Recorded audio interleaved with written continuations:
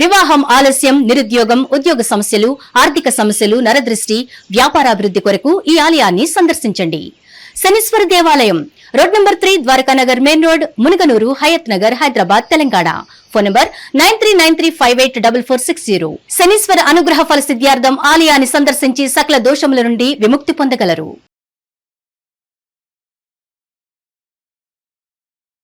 2025కి 26కి జనవరి 1 నుంచే వీళ్ళకి ఎల్నాట్స్ జరుగుతుంది.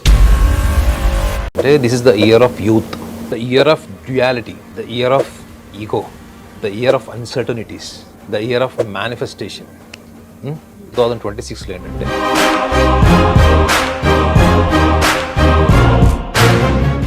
నాగనాథ్ గారు, 2026 నూతన సంవత్సరం ఈ ధనస్సు రాశి వారికి ఎలా ఉండబోతుందంటారు? మరి ఇప్పుడు వాళ్ళకి అర్ధాష్టమ శని ప్రభావం ఉంది అని కూడా చెప్పుకుంటున్నారు. సో 2025తో కంపేర్ చేస్తే 26 ఎలా ఉండబోతుందంటారు? ఏమన్నా వాళ్ళ జీవితాల్లో మార్పు వచ్చే అవకాశం కనబడుతుందా? అంటే ఏం చెప్తారు? ఖచ్చితంగా హిట్టి ప్రేక్షకులందరికీ కూడా నమస్కారం.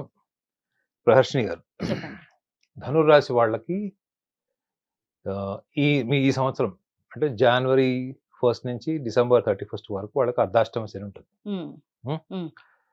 వీళ్ళకి 2025కి 26కి డిఫరెన్స్ ఏంది అని అడిగారు. 2025లో 4 ప్రధాన గ్రహాలు, అంటే ఒక సంవత్సరం కాలం కన్నా ఎక్కువగా ఒక రాశిలో ఉండేటువంటి గ్రహాలు గురువు, శని, రాహుకేతువులు 2025 మే మాసం నుంచి వీళ్ళు ట్రాన్సిట్ జరిగింది. కానీ మీకు 2026లో కేవలం ఒక గురుగ్రహం మాత్రమే సంచారం జరుగుతుంది, అంటే మేజర్ ప్లానెట్. సో దీని సిగ్నిఫికెన్స్ ఏంటి? వీళ్ళు ముఖ్యంగా ధనురాశి వాళ్ళు ఈ 2026ని వీళ్ళు ఎలా అన్వయించుకోవాలి? సో వీళ్ళు ఫస్ట్ తెలుసుకోవాల్సింది ఏంటంటే, ఇది సహజ సిద్ధంగా వాళ్ళలో ఉండే ఇన్స్టింక్ట్ ఏంటంటే ఇయర్ ఆఫ్ యూత్ఫుల్నెస్ అన్నది వీళ్ళకి పర్ఫెక్ట్ మ్యాచ్ అవుతుంది. ద ఇయర్ ఆఫ్ యూత్ఫుల్నెస్ ఇది 2026. ద ఇయర్ ఆఫ్ మేనిఫెస్టేషన్ అది కూడా వాళ్ళకి సూట్ అవుతుంది. ద ఇయర్ ఆఫ్ డిటాచ్మెంట్ అది వాళ్ళకి సూట్ అవుతుంది. So the year of uncertainties ఇది వీళ్ళు ఊహించనిది, ఇది ఊహించండి. ద ఇయర్ ఆఫ్ ఈగోస్ ఇది వీళ్ళు ఎదుర్కోవాల్సింది.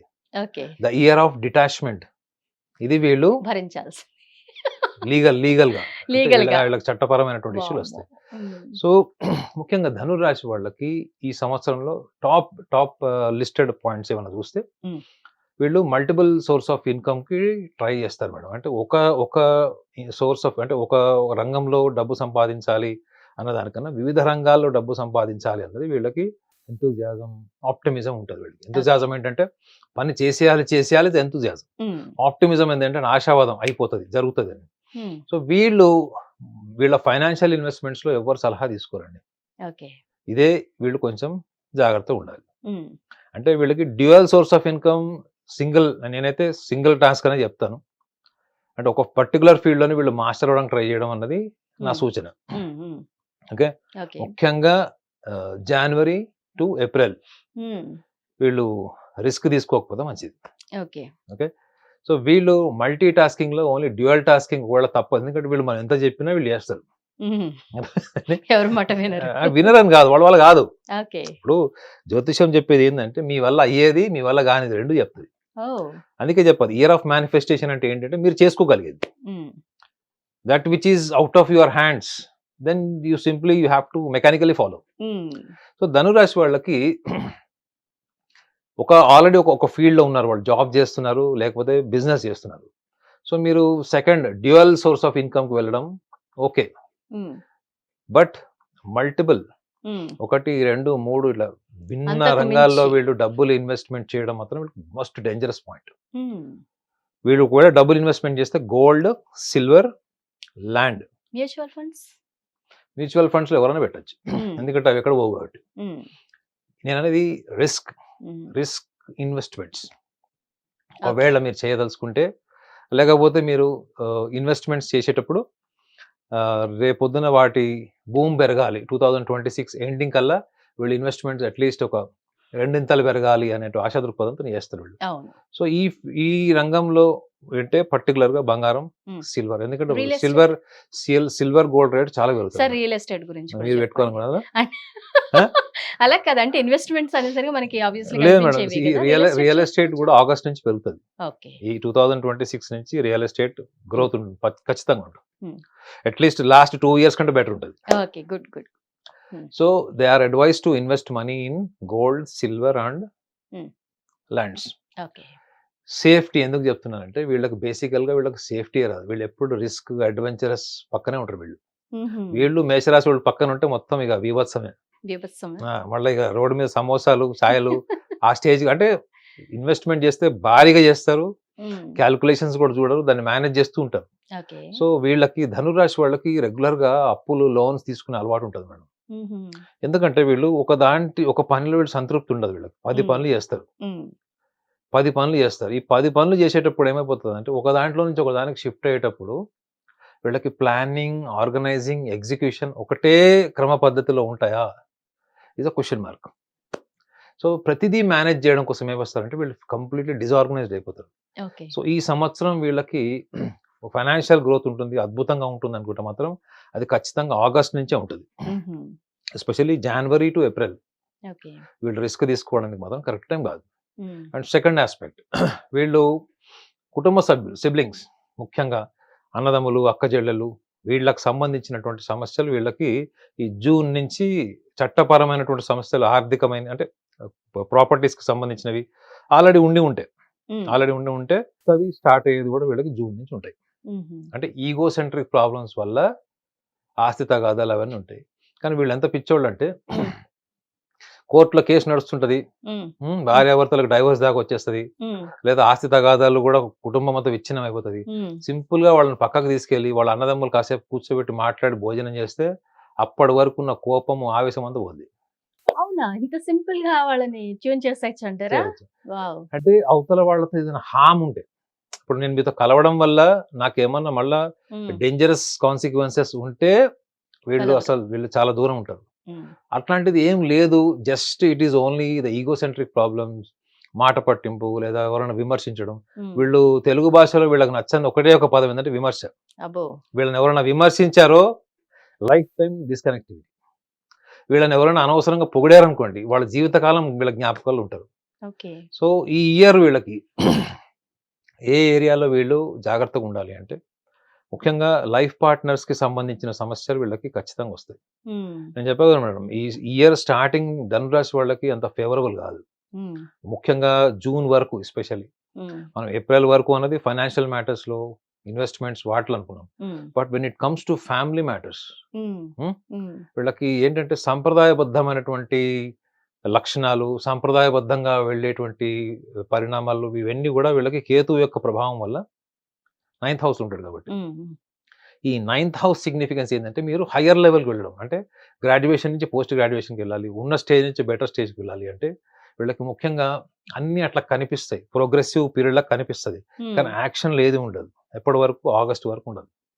సో ఇనీషియల్లీ కంపల్సరీ వీళ్ళకి జనవరి టు ఏప్రిల్ మాత్రం వీళ్ళకి ఎటువంటి రిస్క్, అడ్వెంచరస్ డెసిషన్స్ కరెక్ట్ కాదు.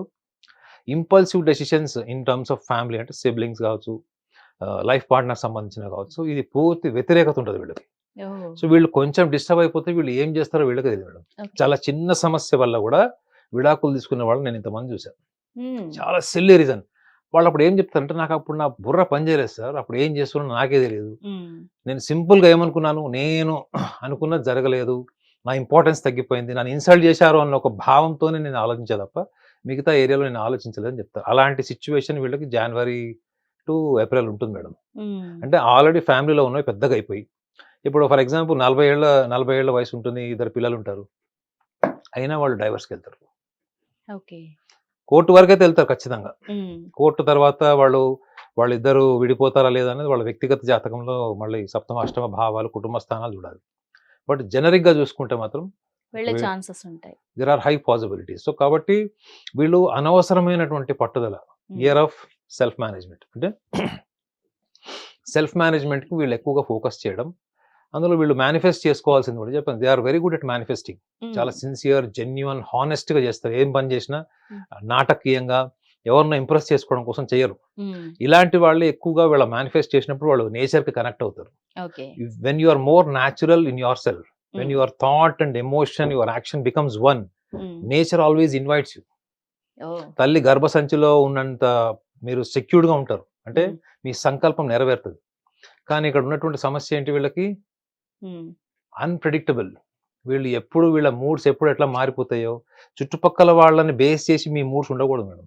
చుట్టుపక్కల వాళ్ళు ఎలా ఉన్నా మీ మూడ్స్ మీద మీ కంట్రోల్ ఉండాలి, మీ టెంపర్మెంట్ మీద కంట్రోల్ ఉండాలి, మీ డెసిషన్స్ మీద కంట్రోల్ ఉండాలి.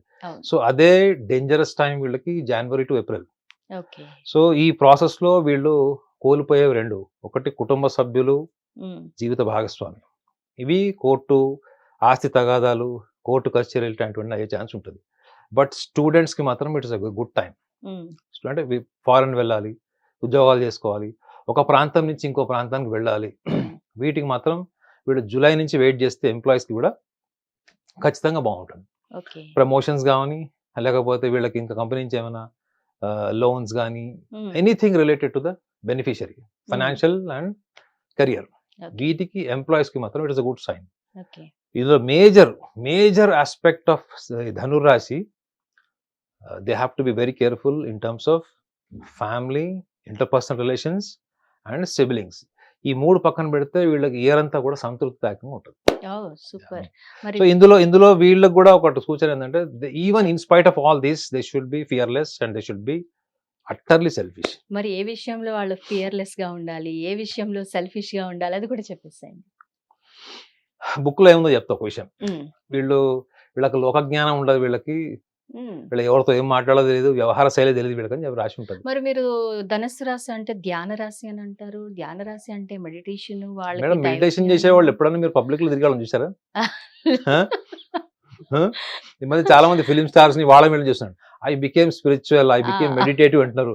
అసలు ఎంత నవ్వు వస్తుంది అంటే, మెడిటేషన్ చేస్తే జరిగేది కాదు madam. You know what is meditation? మీరు ఇప్పుడు మీ పని చేస్తున్నారు, మీ పనిలో మీరు పూర్తిగా నిమగ్నం అయిపోయి ఉండడం మెడిటేషన్. మీరు యాంకరింగ్ చేస్తున్నారా, ఇంట్లో వంట చేస్తున్నారా, లేకపోతే మీ ఇంట్లో డస్ట్ క్లీన్ చేస్తున్నారా, కార్ డ్రైవింగ్ చేస్తున్నారా, స్కూటర్ డ్రైవింగ్ చేస్తున్నారా, when you are there completely, when you are 100% at situation, at your work, at your environment, you are completely aware of it. మీ చుట్టుపక్కల ఏం జరుగుతుంది, మీ టెంపరేచర్ ఏంటి, మీ చుట్టుపక్కల ఏం జరుగుతుందో అవగాహన. తెలిసిన మెడిటేషన్ అంటే ధ్యానం. మీకు తెలిసిన మెడిటేషన్ అంటే కళ్ళు మూసుకొని ఇట్లా పెట్టడం, శ్వాస మీద ధ్యాస ఉంచడం, ఆత్మను శ్వాస మీద ధ్యాస పెట్టి మనసుని తీసుకుపోయి ఎక్కడో పెట్టడం, చిత్తం ఎక్కడో చెప్పుల మీద అన్నట్టు. ధనురాశి వాళ్ళు అట్లా చేయరు మేడం. అవునా? మీరు ఒక ఒరిజినల్ ఫేస్ చూడాలి, పచ్చి బ్లంట్ గా ఒక మనిషిని మీరు చూడాలి, అభిప్రాయము, వాళ్ళ లోపల ఎలా ఉంటారో బయట అలా చూడాలంటే ధనురాశి వాళ్ళకి మాస్క్ ఉండదు. అయితే ఉన్నది ఉన్నట్టుగా కుండ బద్దలు కొట్టినట్టు మాట్లాడతారన్నమాట. అంతే. వీళ్ళు గనక మిథున రాశి వాళ్ళని పెళ్లి చేసుకుంటే ఇక అప్పుడు అసలు అది ఊహాత్మక, అసలు ఊహించుకుంటేనే పిచ్చా నవ్వుస్తుంది. ఎందుకంటే వాళ్ళు ఫుల్ కవర్స్ తో ఉంటారు. వాళ్ళు ఫుల్ ఆఫ్ ఆపోజిట్ లో ఉంటారు, full of covered with shell of image, shell of. అలాంటి కపుల్స్ ఎవరైనా మీ దగ్గరకు వచ్చారండి మిథున రాశి? వాళ్ళిద్దరు వచ్చినప్పుడు మనం వినాలంతే. అంతేనా? మీరు సొల్యూషన్ చెప్పిన వాళ్ళు వినరు, కంప్లైంట్స్ వింటాము.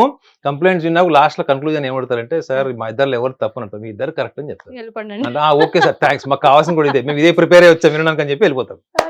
సో ధనురాశి వాళ్ళకి ఏంటంటే, వాళ్ళకి బుక్ లో ఏం రాసి ఉంటుందో చెప్పా కదా మీకు, వీళ్ళకి లోక జ్ఞానం ఉండదు, అందుకే వీళ్ళ స్వార్థంతో వీళ్ళు బతుకుతారండి. అసలు వాళ్ళకి స్వార్థం ఉండదు. మీరు గుర్తుపెట్టుకోండి, ధనురాశి అనే వాళ్ళు ఒక వాటర్ లాంటి వాళ్ళండి. They are just like water. అంటే ఒక వాటర్ ని మీరు ఏ ఫామ్ లో మీరు దింపినా దానికి ఆ షేప్ తీసుకుంటది. గ్లాస్ లో పోయండి, గిన్నెలో పోయండి, కింద ఫ్లోర్ మీద పోయండి, అంత ఫ్లెక్సిబిలిటీ ఉంటుంది.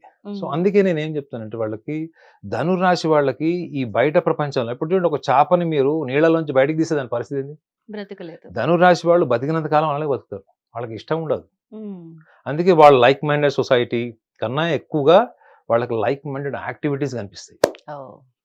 లైక్ మైండెడ్ సొసైటీ అంటే ఎవరు? అన్నదమ్ములు, అక్కజల్లు కాకుండా బయట సమాజం, అలా ఇష్టం ఉండదు వాళ్ళకి. వాళ్ళు అందుకే చూడండి, ఎక్కువగా cultural, sports, music, also gardening, interior, ఇలాంటివి ఎందుకు చూస్ చేసుకుంటారు? అది వాళ్ళ ఊహల్లో వాళ్ళు సృష్టించుకున్నటువంటి అద్భుతమైనటువంటి ప్రపంచం. అది బయట ప్రపంచం ఎట్లుంటది? ప్రతి దానికి వంక, ప్రతి దానికి విమర్శ, వీళ్ళకి నచ్చంది విమర్శ. వీళ్ళ విమర్శిస్తే లాగొడు కొడతారు వీళ్ళు. అర్థమైందండి, ఇమ్మీడియట్ రియాక్షన్. అసలు నాకు ఒక్కొక్కసారి ధనురాశి గురించి చెప్తుంటే కొన్ని వందల మంది ఇట్లా తిరిగిపోతుంటారు నా ఇట్లా కళ్ళ ముందు. ఓకే. సో వాళ్ళని మీరు ఏమన్నా కానీ మొహం మీద బ్లంట్ గా రియాక్షన్ ఉంటుంది. సో వాళ్ళ రియాక్షన్ వాళ్ళ కంట్రోల్ ఉండదు వాళ్ళకి. ఓకే. ఇది ముఖ్యంగా ఇది వీళ్ళు గమనించాల్సింది ఏంటంటే 2026 లో వీళ్ళు ఎక్కడ సెల్ఫిష్ గా ఉండాలంటే, వీళ్ళకి తెలియకుండానే వీళ్ళలో ఒక గురువు అధిపతి కదా, బృహస్పతి. బృహస్పతి ఎవరు? దేవతలకే గురువు ఆయన, దేవతా గురువు. మీరు గురువు లాగా ఉండకండి, బయట ప్రపంచంలో మీరు గురువు లాగా ఉండకండి. ఓకే. బయట ప్రపంచంలో మీరు ఎలా ఉండాలి? విద్యార్థి లాగా, స్టూడెంట్. పక్కా పనికి మాలినోళ్ళలాగా ఉండండి. అయ్యా, మరి ఇలా చెప్తున్నారేంటండి? నేను ఫాలో అయ్యేది అదే. అవునా? ఇప్పుడు మనం ఇప్పుడు ప్రతి ఒక్క చోటుకి వెళ్తే మన ప్రొఫెషన్ కి గౌరవం చాలా ఉంటది, అవునా? సో నేను బయట ప్రపంచంలోకి వెళ్ళినప్పుడు, అంటే బయట మనం స్నేహితులతోని సొసైటీలో ఉన్నప్పుడు మనం అవతలోడు ఈడేంద్ర ఇట్లున్నాడు అనుకునేలాగా ఉంటేనే మీరు అవతల వాళ్ళ ఒరిజినల్ ఫేస్ చూస్తారు. ఓ, వీళ్ళు ఏం చేస్తారంటే వీళ్ళు ఒక డిగ్నిఫైడ్ ఆర్గనైజ్డ్ బిహేవియర్ లేదా ఒక రెస్పెక్ట్ ని క్యారీ చేస్తారు. ఎదుటి వాళ్ళకి మీరు అమితమైన గౌరవం ఎప్పుడు ఇస్తారు? మీరు అది ఆశిస్తున్నప్పుడు ఇస్తారు. పక్కా పనికి మాలిన వాళ్ళగా అవతలోడు ఏమనుకుంటే అన్నట్టు. ఇది ఎందుకంటే లౌకికంగా పనిచేస్తుంది మేడం. లౌకిక ప్రపంచంలో నేచురల్ గా ఉండాలి. నో వీళ్ళు న్యాచురల్ గా ఉంటారు. అదే ప్రాబ్లం వీళ్ళది ఏంటంటే, they have to B smart. What I'm saying is you have to. ఇప్పుడు మీరు నలుగురులోకి వెళ్ళారు మేడం, మిమ్మల్ని అందరూ ప్రహర్షణ యాంకర్ అని గుర్తుపెడతారు. అలాగే అక్కడ మీకు తెలియకుండానే ఒక షెల్ వచ్చేస్తుంది కదా, వీళ్ళందరూ నన్ను గుర్తుపట్టేశారు. ఇప్పుడు ఒక పెద్ద ఫిల్మ్ యాక్టర్ రోడ్డు మీదకి వెళ్తే న్యాచురల్ గా ఉంటాడండి? ఉండలేడు కదా, గుర్తుపెడతారు. అది ఉంటది. అదే మీరు అక్కడ కొంచెం సేపు మీరు ఒక ఇరానీ హోటల్లో కూర్చున్నారు, అందరు మిమ్మల్ని చూస్తున్నారు. ఇరానీ హోటల్ మీరు పక్కా మీరు స్టార్ కాకముందు మీరు ఎలా ఉన్నారు అలా ఉండగలుగుతారా? ఫస్ట్ మీరు ఉండలేరు, ఎందుకంటే మీరు మీ మైండ్ అట్లా ట్యూన్ చేసేసుకున్నారు కాబట్టి. వీళ్ళు ఆ గురువు షెల్ తీసేయండి. వీళ్ళు అంటే ఎక్కడికి వెళ్ళినా కానీ గౌరవం, వీళ్ళు కోరుకునేదే అది మేడం. అది వీళ్ళకి ఈ సంవత్సరం ఎక్కడుంది? కేంద్ర భావంలో శని. ఇప్పుడు ప్రస్తుతం తప్పేముందండి, గురువు స్థానంలో ఉండి వాళ్ళు మంచిగా ప్రొజెక్ట్ చేసుకుంటే మంచిది. అప్పుడు ఏమవుతుంది తెలుసా? గురువు గారు అని బ్రహ్మానందం గారి పరిస్థితి వస్తుంది, అర్థమైందా? అప్పుడు రమాప్రభ లాంటి వాళ్ళు దొరుకుతారు, అర్థమైందా? మీరు ఇలా ఉన్నారనుకోండి బ్రహ్మానందం లాగా, అప్పుడు రమాప్రభ లాంటి వాళ్ళు దొరుకుతారు, నయనతార రమాప్రభ లాంటి వాళ్ళు దొరుకుతారు. ఎందుకు చెప్తున్నారంటే వీళ్ళకి ధన నష్టం కూడా ఉంది మేడం, ధన నష్టము అవమానం కూడా ఉంది. అర్థమైందండి? ధన నష్టం ఇది ఎప్పుడు జూలై ఆగస్ట్ వరకు ఉంటుంది ఇది పీరియడ్. సో మీరు షెల్ తీసేయండి, షెల్ తీసేసి బీ న్యాచురల్. అర్థమైందా? You be natural, don't expect too much of respect, honour, anything else. మీరు ఒకవేళ అవతల వాళ్ళకి చెప్పాలని కూడా గురువు లాగా చెప్పద్దు, ఒక ఫ్రెండ్ లాగా మామూలుగా చెప్పండి. మీరు ఎప్పుడైతే ఆ కేరింగ్, నర్చరింగ్, ఆ విజ్డమ్ తీసుకొస్తారో ఆటోమేటిక్ గా మీకు ఒక షెల్ వచ్చేస్తుంది. You break that shell. ఇప్పుడు మా వాట్సాప్ గ్రూప్ లో కూడా తురుమ్ఖాన్ తోపులు ఉన్నారు అంతా. వాళ్ళు నా స్టేటస్ అవి చూసినప్పుడు వాళ్ళు కూడా ఫిక్స్ అవుతారు, అరే మనం కూడా ఎందుకు ఇట్లా లేమని. చాలా మంది అలానే ఉన్నారు ఇప్పుడు. అంటే చూస్తే పక్క కన్నాలేసి వాళ్ళలాగా ఉండాలని, ఇంకా పచ్చిగా చెప్పాలంటే కన్నాలేసేవాడు. అమ్మ కన్ను మనకి మన లూటేసేటట్టున్నాడు. When you are so much natural with in your self, the same naturality will come out. People will see you, people will criticize you, people may deny you, but one day they will accept you. 2026 ఇది వీళ్ళకి top most advice for ధనురాశి. ఇది వీళ్ళు follow అయిపోతే ధ్యాన రాశి కదా, ధ్యాన రాశికి ఇంకొక క్వాలిఫికేషన్ యాడ్ అవుతుంది. ఏంటి? లౌకిక రాశి. వీళ్ళకి అది ఉండదు కదా. మీకు ఏ బుక్ లోనే చూడండి ధనురాశి వాళ్ళకి లౌకిక జ్ఞానం ఉండదని రాసి ఉంటుంది. ఎందుకు ఉండదు, ఎందుకు మేనిఫెస్ట్ చేయలేరు అనేది నేను చెప్పాను. ఫాలో అయ్యారా? సూపర్ ఇయర్, సూపర్ గా చెప్పేశారు. థ్యాంక్ యూ వెరీ మచ్ అండి నాగనాథ్ గారు. ప్రపంచ వ్యాప్తంగా ఉన్న భారతీయులందరికీ, హిట్ టీవీ ప్రేక్షకులందరికీ నూతన సంవత్సర శుభాకాంక్షలు. హిట్ టీవీ యాప్, ఇందులో short news, live news, entertainment shows, movies, digital magazines తో పాటు మీ జిల్లా వార్తలను కూడా ఫ్రీగా చూడొచ్చు. ఇంకెందుకు ఆలస్యం, వెంటనే హిట్ టీవీ యాప్ ని డౌన్లోడ్ చేసుకుని ఫ్రీగా ఎంటర్టైన్మెంట్ పొందండి. Hit TV app, hit TV app, please download hit TV app. Hit TV app ని ఫ్రీగా డౌన్లోడ్ చేసుకుని ఎంజాయ్ చేయండి. మీకు నచ్చిన ఎంటర్టైన్మెంట్ కోసం హిట్ టీవీ యాప్ ని ఫ్రీగా డౌన్లోడ్ చేసుకుని ఎంజాయ్ చేయండి. హిట్ టీవీ యాప్ ని డౌన్లోడ్ చేసుకుని ఆస్వాదించండి, ఆశీర్వదించండి. ఇంతమంది